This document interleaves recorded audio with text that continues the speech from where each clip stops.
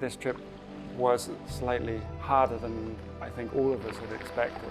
But the idea was to spend time in the outdoors, doing something that's physical, but not going to completely drain you, pushing yourselves to places physically and mentally, but also being able to observe nature and everything around you and on a level that you don't in your normal day life.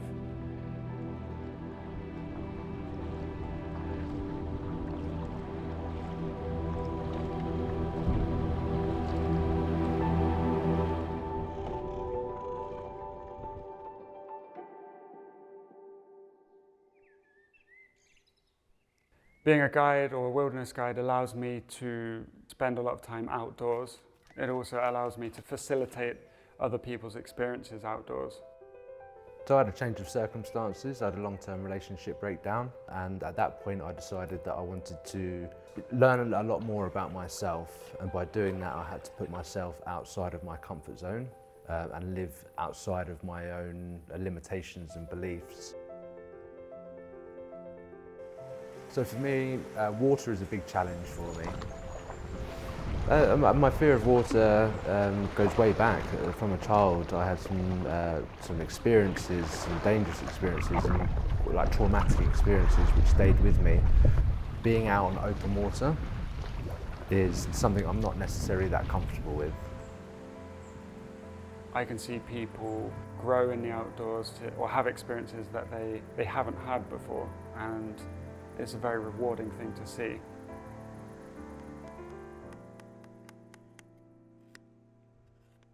Putting yourself out of your comfort zones allows you to grow as an individual. It broadens your perspective, your horizons of the world. And for me, it just allowed me to really, self-reflection, see what I'm capable of. And it allows you then to move on to other things, because if you don't try, you'll never know.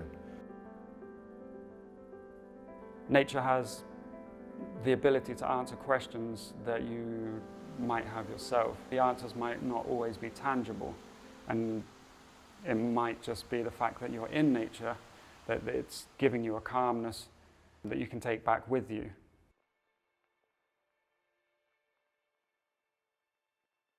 A wonderful thing about this trip is that we were wild camping every single night throughout Sweden. And Sweden has the everyman's right, which allows you to camp in nature almost anywhere. You go places where not many people have been, and there's something very rewarding about that, and exciting about that, and refreshing about that.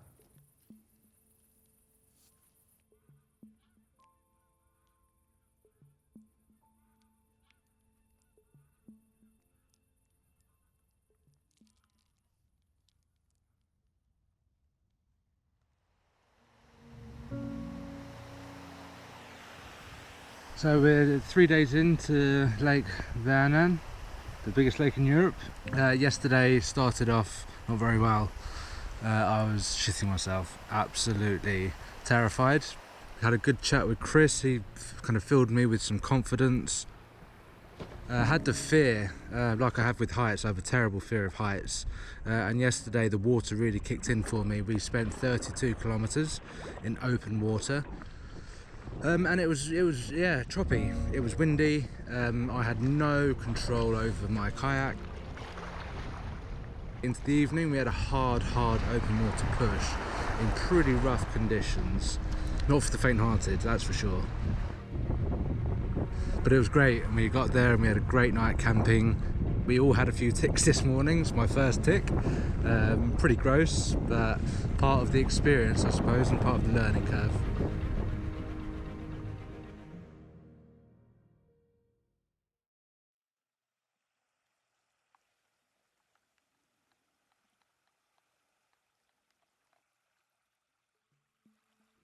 The longer you spend in nature, you will start to observe certain patterns. And it was actually on this trip where I kind of started to realize that it's almost like a language that it's not forgotten, but not everyone is able to tap into it. It feels like something that's incredibly beneficial. The language of nature could be something just noticing seasons. Everyone's aware of the seasons.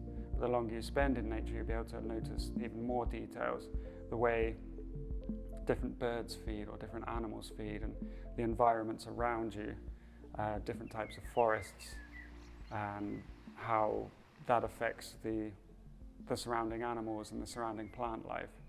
Even something like sound, so the biophony of nature, the sound of nature.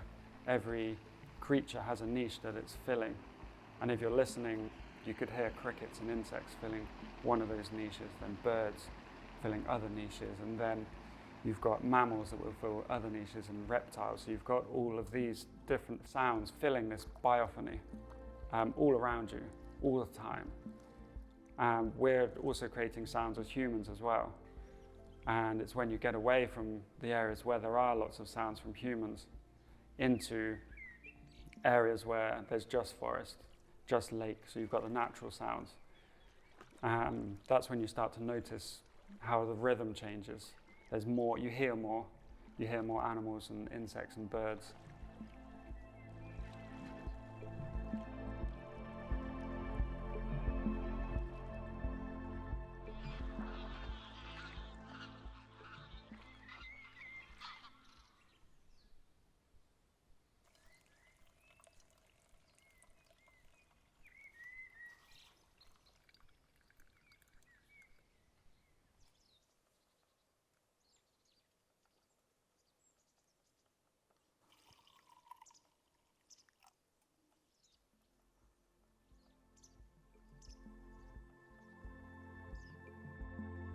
If you don't chase your dreams, all the things that we say we're going to do tomorrow, and all of a sudden tomorrow never comes. So for me it was taking action, it was making the decision to do this, committing to it and go for it. Each day as it comes, each moment as it comes is a new challenge.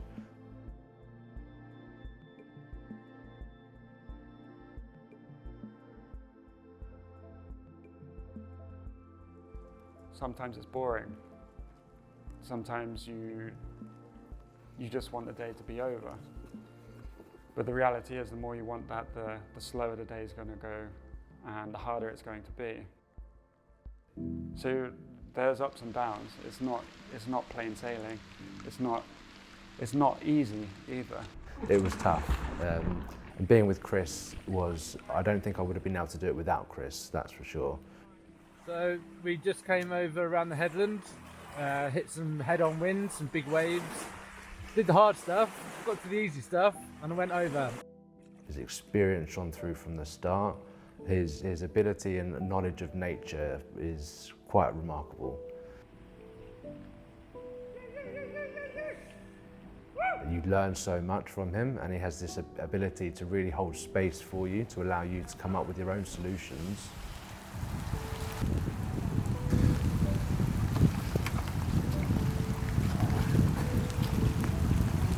We made it!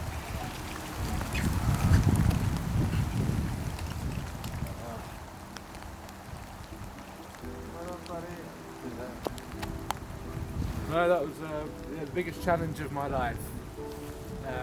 Cycled 22,000 kilometres around the world, and that wasn't really a touch on the last 18 days.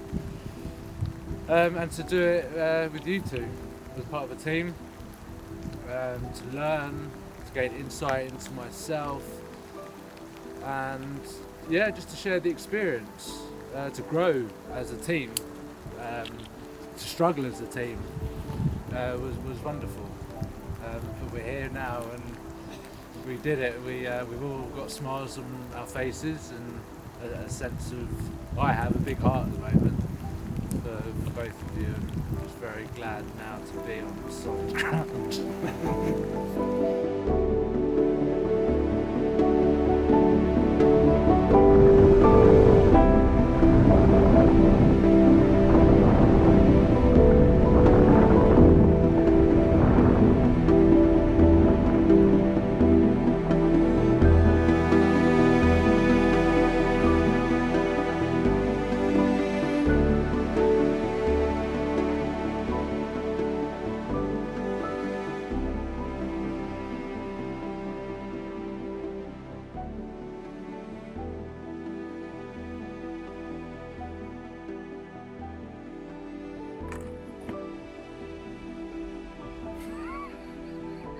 Gotta hold this steady without laughing.